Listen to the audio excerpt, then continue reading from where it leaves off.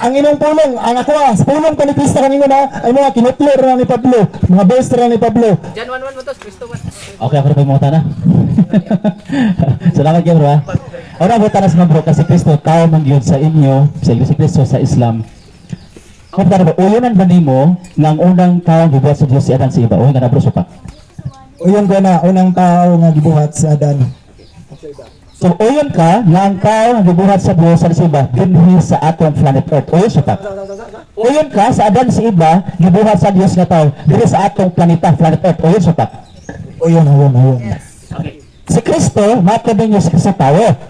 Matod pa sa gibasa yun na sa 1:6:38, ako, gikan sa langit, nananaog, kumata na. Uyonan ba nimo na si Kristo, tao na sa langit, o nanaog siya, isa tao, o sa pa.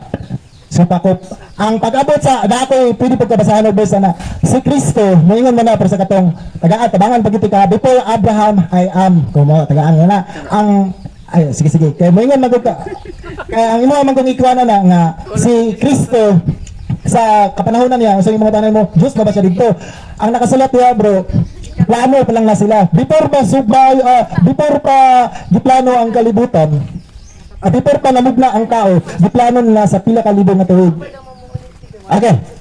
Gibasa na ko ganna bro ang Juan 6:38 nga si Kristo nanaog yung sa ako nanaog gikan sa langit. Ako pa taras mo ganina, uyon ba nimo nga si Kristo tao na sandaan sa langit o nanaog sa dinhi dili siya kausab. Ang imong tubag supak ka, karon kay supak man ka, uyon na nimo nga si Kristo dili na tao, samtang dito sa langit o sa nanaog na siya, tao siya, uyon ka na supak. Pag nanaog, katangiyon mo, pag nanaog na siya, tao na siya, 100% tao gud siya. Pero ang moingon mo sa una, ang moingon mo sa kuha nga siya na pa sa langit, tao na siya. Plano pa lang manggod na sa Dios nga bubuhat siya. Kumbaga, nagatag Biblia nga ay verse nga basa diya. Giplano na siya. Hula pa na panahon pa ni kon dili pa Kristiyano. Gi ko ano na. Wala na matubag, wala na mo ma-catch up ang question bro. Ako question man gud yan Una pa ako sa imo, gigamit ako ang Juan 6:38. Ilo sa gusto, ako nanaog gikan sa langit. Wa magsulti nga plano pa lang. Nanaog sa langit, para na. Nako sa maganina. Sa diha nga si Kristo, nanaog sa gikan sa langit siya.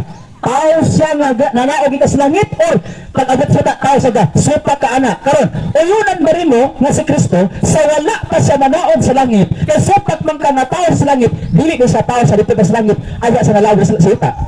Uyon supak. Supak ko nga moingon mo nga si Kristo wala pa nanaog. Tao na. Okay na. Di na mag-question. Okay.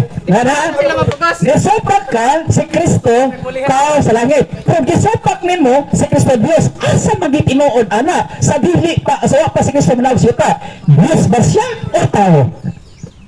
Sana pa sa plano pa lang siya nga naa siya sa langit. Dili pag naog niya tao gid siya. Pero plus nimo ikaw giplano ka sa Dios wa pa napakaitulog sa imong bata. Giplano na ka. Ikaw katong naa pa ka sa wala pa ka naabot diri. Usa man Dios na di ka to. Plano pa lang na pasabot plan. Wala personal bro. Wala personal lagi. Ato na yun siya. Okay. Karon, dito nakagukdan bro sa imong gitawag nga plano. Dini sa once aside topic also, nabay mabasa nato dinhi nga miingon nga ang Dios nagplano nga si Kristo ipanaog dinhi siya aron mahimong dili Dios. Naaba Dios sa dili. Tubag. Wala tayong nabasa dira pero naa ko'y mabasa nga verse nga unang Pedro 1:20. For known indeed before the foundation of the world, He has manifested in the time of your sake. So kumbaga, wala pa lang si Kristo, giplano na siya, wala nagkasabot nga, giplano na, ang Diyos na siya, giplano pa lang gani sa Diyos na nun sa diay. Okay, giplano si Kristo sa Dios. Kung ba na? Giunsa sa pagplano sa Dios si Kristo, mahimong Dios nga tao o mahimong tao nga dili Dios? Efeso 1:2. God planned long ago that we become His own sons through Jesus Christ. This would please God planned long ago that we become His own sons through Jesus. This would please God. It is what He wanted. Kumbaga, agree ko to. Okay, salamat Tison. Okay. Pasig sa mga dyan sa inyo na. Okay. So, karon, Salitan man ay salitan. ah, Pwede na po, kamo na po. Pagkahuman sa 2 minutes, kami na po. sa tanay. Natay ka na gitawag nga rabatal. 10 minutes. Human sa rabatal, question sila. Human sa question sa mga audience, natay conclusion. Okay, malito naman tayo. Napa may sambayan ni si ako kauban, atumigo. Oh, ano lang bro, okay na bro? Ah, sige. Ribatal pa ta. Ribatal ta, 10 minutes. Okay lang, ako na ribatal? Ah, sige. Okay, nindot no? So, salamat kay Zon. Ganun natin sa nato nakita ba nga kung ipitanay ang pangutana, maglusod atong kaatong amigo. Pero sa iyo pangutana, sa pangutana sa kauban, simple ra magagito. Mga ko mga basic lang ba? Kung ako'y mangutana o kung kita'y mangutana, example, si Kristo tao. Unang gibuhat sa Dios nga tao sa das iba. Pangutana, kung si Kristo tao, ningon si Kristo sa wala pa ang kalibutan, siya na ana, kinsang tawhana naghimo kang Kristo sa tao. Sa wala pa ang kalibutan, sana ko ha? Ay, nada ebidensya. Kaya lusot po kayo nga musulti tagwa ebidensya. Total, tuo man tag Biblia. Kami ito rin Teresa. Yung dadhi. Yung sa dunhing, o karon amahan. Pasidunggi ako diha karon. Ingon nga ako ay magipasidunggan nga gihuptan ko sa kanadto uban kanimo sa wala pa ang kalibutan. Tara ha? Si Kristo na anay gihuptan wala pa ang kalibutan. Kuyog na si Kristo sa amahan. Hukam na niyo si Kristo nga ako tao dili Dios. Di imposible. Mana iyo nga si Kristo plano sa man bakak na. Kani usa ka prueba. Wala gyud plano si Kristo sa amahan nga igo lang sama sa iya pangunana. Ito basa ha? Yung din eh. 17. O karon amahan pasidunggi ako diha uban gayud kanimo. Ni anang kadungganan nagihuptan ko kani adto uban kanimo sa wala pa ang kalibutan. Plano dili. Wala plano. Mapito na sa Juan, gibasa na to din ganina sa akong amigo. Wa gina masabti sa uban nagasupak sa gitawag nga deity of Christ diri. Before anything else existed, there was Christ. Usa ko no, wa pa mitungha ang kalibutan na ana si Kristo. Plano na dili. Ayaw, naghimo kag conclusion, naghimo kag interpretation nga dili mo haom sa Biblia. Pag ingon dinhi nga before anything else existed, there was Christ na ana si Kristo wa pang kanang butang. Sabi nga with God, He was always been alive. Isa pa sa tanang He was been always alive. Naabay panahon nga wa sa nag-exist? No. Nag-ingon siya, He was existing. Managsunan before nahimo ang kanang butang. Unya gisigadan pa gyud. He was always been alive and himself God.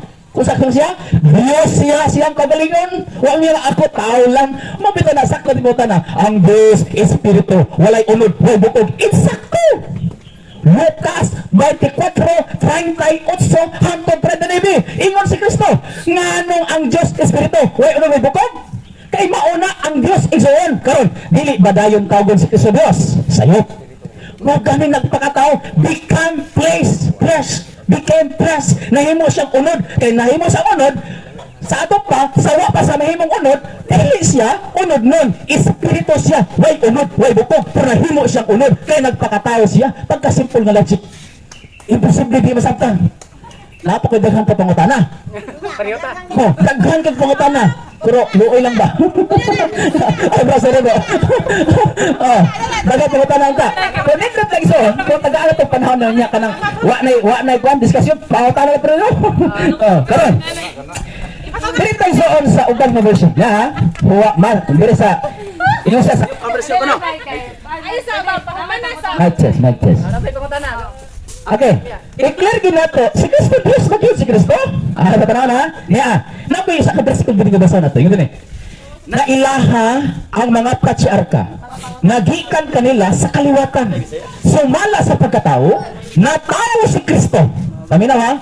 Natao si Kristo nga mao ang Diyos. Wa mingo diri natao si Kristo nga dili Diyos. Ang gingon dinhi natao si Kristo nga mao ang Dios. O sa to nga best Di ko. kidna pwede nato. ko bali-bali ho ni saan. Roma 9:5. Roma 9:5. O niya gibugangan pa gid Apostol Pedro. Ini si Apostol Pedro. Apostol Pedro. Kalakaw na sila.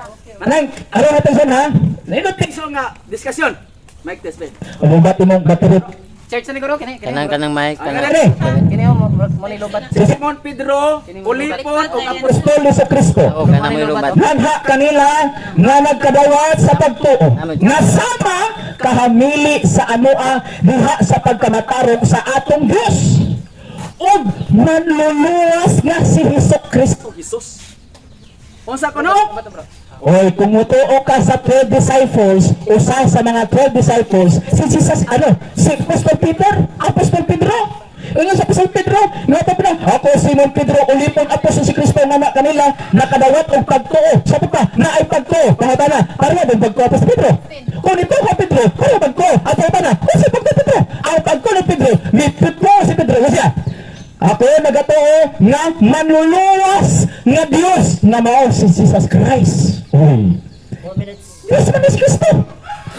Dito, ang sa mga apostol, di lang sa Pablo, although isa ng Islam, nako'y gamay background. Sa Islam.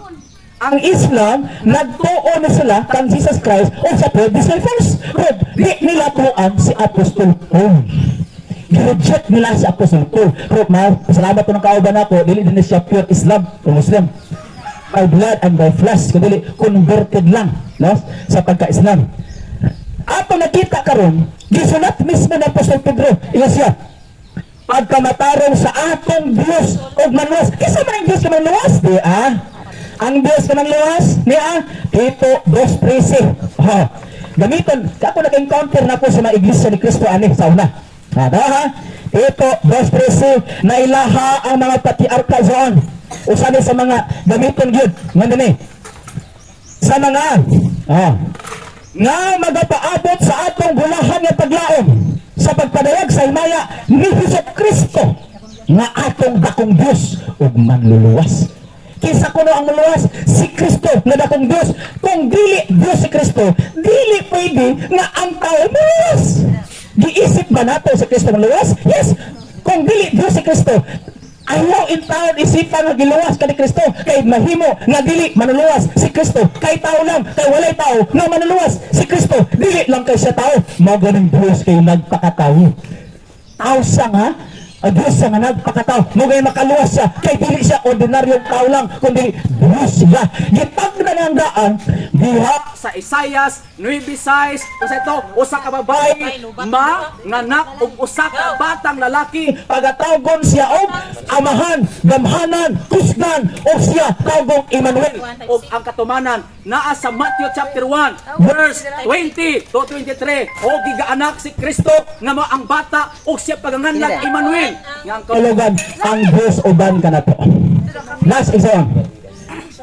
Katong gingon niya nga, katong useless ko no, ang pagsimba kang Kristo. Wala na sabti. Ang gigamit na bersikulo, Matthew 15:9 o Marcos 7:7. Nga naman yung si Kristo nga, wala itulos ang iyong pagsimba, mali ang iyong pagsabot bro. Ngayon si Kristo, kawang lamang ang inyong pagsimba kanako, sanglit sa inyong pagpanudlo, inyong gipakadoktrina, ang balaod gihimo nagkawo. Nga nang nahimong kawo pagsimba ato mga tao, kay nagtuman ng balaod, pero dili iya sa Diyos nga balaod. Nang ilang pagsimba, dili madawat, kay sayop ang ilang gutuman nga balaod. Di kay, ino na to, si Kristo, dili na Diyos, kay kung musimba kang Kristo, kawang ang pagsimba kang Kristo, sayop. Hindi na